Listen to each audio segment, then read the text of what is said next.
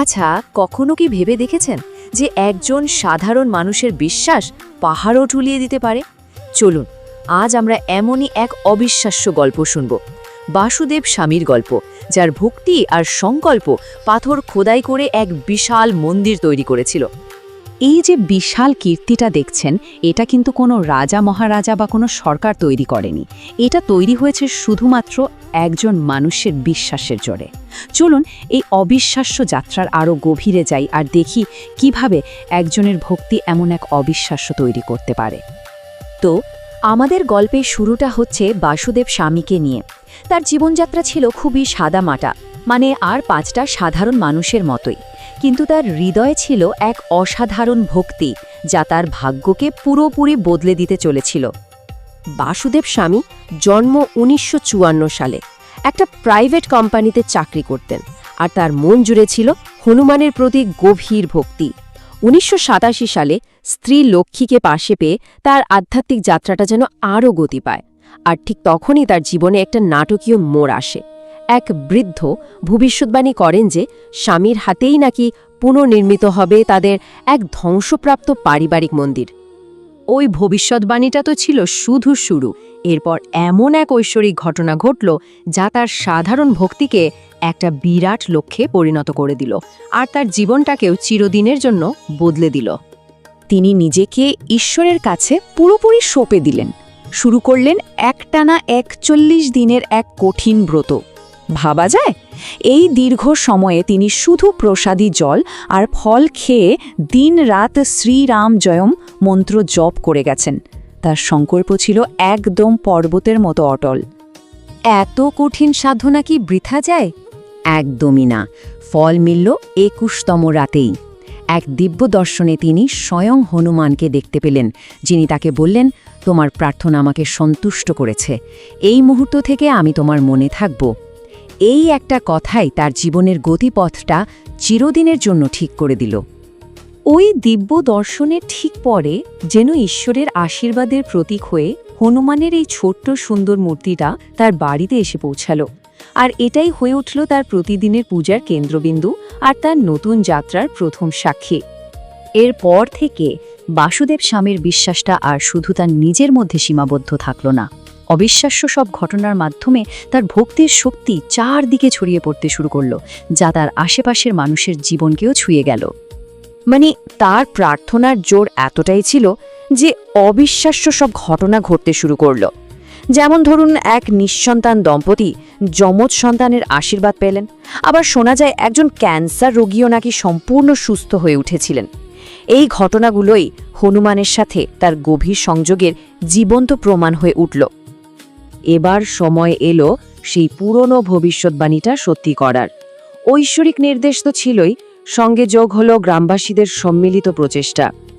তিনি গ্রামের সেই ধ্বংসপ্রাপ্ত রাজাগোপাল পেরুমল মন্দিরটি পুনর্নির্মাণ করলেন। এটা ছিল তার বিশ্বাসের প্রথম বড় পরীক্ষা, আর তাতে তিনি সফলও হলেন। কিন্তু গল্পটা এখানেই শেষ নয়, বরং আসল পরীক্ষাটা তো সবে শুরু হতে চলেছিল। ঈশ্বরের পরিকল্পনা ছিল আরও অনেক বড়, আরও বিশাল। ২০০৭ সালের হনুমান জয়ন্তীতে স্বামী এক নতুন ঐশ্বরিক আদেশ পেলেন। এবার তাকে হনুমানের বিশ্বরূপ, মানে তার সেই অসীম মহাজাগতিক রূপকে পাথরের মধ্যে দিয়ে ফুটিয়ে তুলতে হবে। ভাবুন একবার, কি বিশাল এক দায়িত্ব! কতটা বিশাল হবে সেই রূপ! মূর্তিটা হবে ৩৭ ফুট লম্বা, মানে একটা কয়েকতলা বাড়ির সমান উঁচু। এটা কোনো ছোটোখাটো কাজ ছিল না, ছিল এক অকল্পনীয় প্রচেষ্টা। কাজটা কতটা কঠিন ছিল ভাবতে পারছেন? একটা মাত্র ৪১ ফুট লম্বা পাথর, সেটাকে খোদাই করে তৈরি করা হয়েছে এই ৩৭ ফুটের বিশাল মূর্তিটা। ভাস্করদের নিপুণ হাতে নিষ্প্রাণ পাথর যেন জীবন্ত বিশ্বাসে রূপান্তরিত হয়েছে। আর শুধু হনুমানের মূর্তি নয়, তার দর্শনে ছিল আরও অনেক কিছু।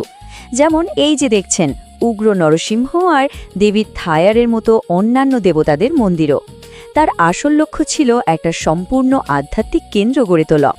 তো এত বড় একটা কর্মযজ্ঞ শেষ পর্যন্ত তার সফল হলো, আর পেছনে রেখে গেল এক অমর কীর্তি, এক স্থায়ী উত্তরাধিকার।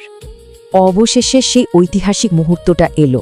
ভাবুন একবার দৃশ্যটা, ৩৭ ফুট লম্বা বিশাল মূর্তিটাকে ৫৪ চাকার এক লরিতে করে মন্দিরের দিকে নিয়ে যাওয়া হচ্ছে, আর পথের দুপাশে হাজার হাজার গ্রামবাসী উৎসব আর ভক্তির মাধ্যমে তাকে স্বাগত জানাচ্ছে। এ ছিল এক ব্যক্তির বিশ্বাসের সাথে গোটা সম্প্রদায়ের শক্তির এক অপূর্ব মিলন। আর জানেন, এই পবিত্র স্থানের একটা বিশেষ নামও রাখা হয়, সেটাও ঐশী আদেশেই। নামটা হলো দেন অযোধ্যা, অর্থাৎ দক্ষিণ অযোধ্যা। এই নামকরণ এটিকে হিন্দুদের অন্যতম প্রধান তীর্থক্ষেত্রের সাথে যুক্ত করে, আর এর আধ্যাত্মিক গুরুত্বকে এক অন্য মাত্রায় নিয়ে যায়। এই পুরো গল্পটা শোনার পর একটা প্রশ্ন কিন্তু মনে আসেই, যে একটা বিশ্বাসের আসল শক্তি বা তার পরিমাপটা ঠিক কী? সেটা কি শুধু আমাদের মনের মধ্যে সীমাবদ্ধ থাকে, নাকি পাথরের মতো কঠিন বাস্তবেও রূপ নিতে পারে? একটা ছোট্ট মূর্তি থেকে শুরু করে এক বিশাল মন্দিরের উত্তরাধিকার। বাসুদেব স্বামীর এই যাত্রা আসলে এটাই দেখিয়ে দেয় যে বিশ্বাস যদি অটুট থাকে, তাহলে একজন সাধারণ মানুষও একটা গোটা সম্প্রদায়ের ইতিহাস নতুন করে লিখতে পারে।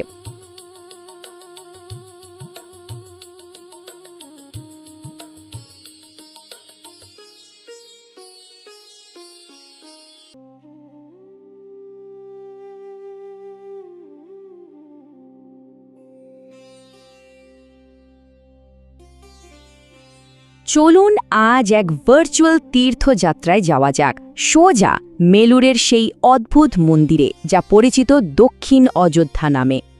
এই আলোচনায় আমরা চেষ্টা করব সেই দিব্য স্থানের একটা অনুভূতি আপনাদের কাছে পৌঁছে দিতে।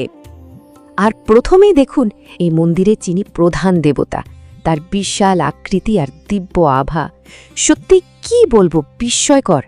এমন এক ভব্য মূর্তি দর্শন করলে কিন্তু মন শ্রদ্ধায় এমনিতেই নত হয়ে আসে। তো আজকের এই যাত্রাপথে আমরা কি দেখব?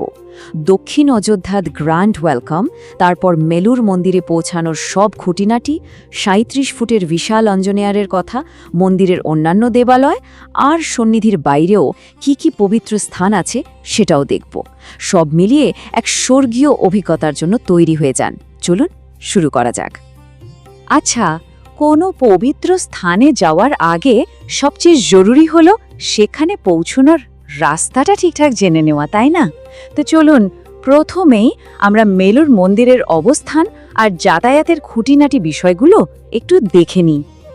দেখুন, মন্দিরে পৌঁছানোটা কিন্তু একদমই কঠিন কিছু না। এটা শ্রীরঙ্গমের মেলুর গ্রামে। যদি কাবেরী ব্রিজ থেকে ধরেন তো মাত্র ৭ কিলোমিটার, আর শ্রীরঙ্গম রেল স্টেশন থেকে তো আরও কাছে, মাত্র ৫ কিলোমিটার। যাতায়াতের জন্য শেয়ার অটো আছে, মিনি বাসও চলে। আর হ্যাঁ, যারা নিজেদের গাড়ি নিয়ে যাবেন তাদের জন্য পার্কিং আর বয়স্কদের জন্য হুইলচেয়ারের ব্যবস্থাও কিন্তু রয়েছে। আর যারা মিনি বাসে যাওয়ার কথা ভাবছেন তাদের জন্য এই সময়সূচিটা কিন্তু খুব জরুরি। দেখুন, শ্রীরঙ্গম থেকে মেলুর যাওয়ার আর ওখান থেকে ফিরে আসার বাসের সময়গুলো সব দেওয়া আছে। সকাল, দুপুর, সন্ধ্যা, মোটামুটি সারাদিনই বাস পাওয়া যাচ্ছে। তাই নিজেদের সুবিধা মতো একটা সময় বেছে নিলেই হলো। যাতায়াতের ব্যাপারটা তো বোঝা গেল। এবার চলুন যার জন্যই মন্দিরের এত খ্যাতি সেই মূল আকর্ষণের দিকে এগিয়ে যাই, মানে ভগবান হনুমানের সেই বিশাল মূর্তির কাছে। একবার ভাবুন তো, ৩৭ ফুট উঁচু এক বিশ্বরূপ অঞ্জনিয়ারের মূর্তি। এর বিশালতা আর দিব্য উপস্থিতি সামনে থেকে দেখলে যে কাউকে মুগ্ধ করে দেবে, এটা নিশ্চিত। জানেন, এই মূর্তির পেছনের গল্পটা আরও দারুণ। এটা কিন্তু একটা ৪১ ফুট লম্বা আস্ত পাথর খোদাই করে তৈরি করা হয়েছে, ভাবা যায়? তারপর সেই বিশাল মূর্তিটাকে ৫৪ চাকার একটা বিশেষ গাড়িতে করে মেলুরে আনা হয়েছিল। এটা শুধু ভক্তি নয়, ইঞ্জিনিয়ারিংয়েরও এক অবিশ্বাস্য নিদর্শন। এখানে কিন্তু দেবতার নিত্য পূজা আর শৃঙ্গার চলতেই থাকে।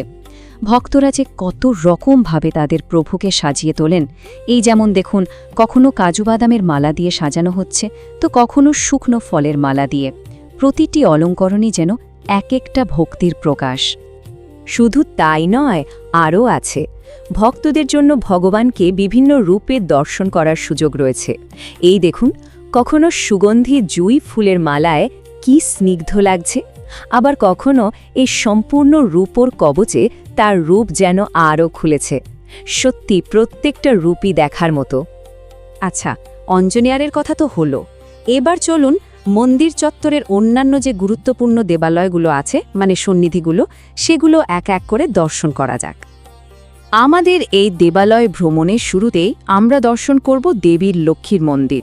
এখানে দেবীকে থায়ের নামে পূজা করা হয়, যার অর্থ হল মা। তবে জানেন, এই মন্দিরের অবস্থানটা কিন্তু একটু অন্যরকম, মানে প্রচলিত রীতির থেকে আলাদা। আর এর পেছনের কারণটাও খুব সুন্দর।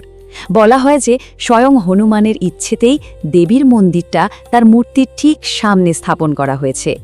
এই বিষয়টাই এই স্থানকে একটা অন্য মাত্রা দেয়। এইবার আমরা এসে গেছি সেই সন্নিধির সামনে, যার জন্য এই মন্দিরের নাম হয়েছে দক্ষিণ অযোধ্যা। হ্যাঁ, এখানে ভগবান শ্রীরামকে মাতা সীতার সঙ্গে তার রাজ্যাভিষেকের রূপে দর্শন করা যায়।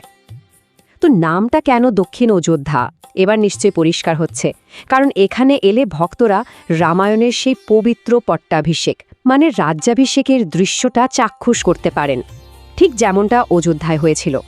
এটা সত্যিই এক অসাধারণ আধ্যাত্মিক অনুভূতি।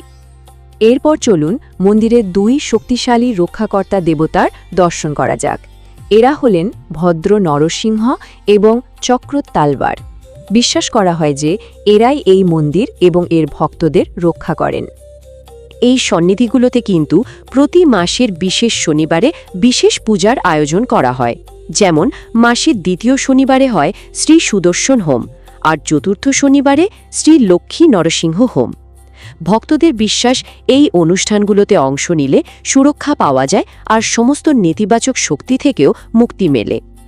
প্রধান দেবালয়গুলো তো দর্শন করা হলো, কিন্তু আমাদের এই যাত্রা এখানেই শেষ নয়। চলুন এবার সন্নিধিগুলোর বাইরে মন্দির চত্বরে আর কি পবিত্র স্থান আছে সেগুলো একটু ঘুরে দেখি। এখানে মন্দিরের নিজস্ব একটা গোশালাও আছে। সেখানে মন্দিরের গরুদের খুব যত্ন করে রাখা হয়, আর প্রতি মঙ্গলবার আর শুক্রবার সকাল 10টায় গো পূজাও হয়।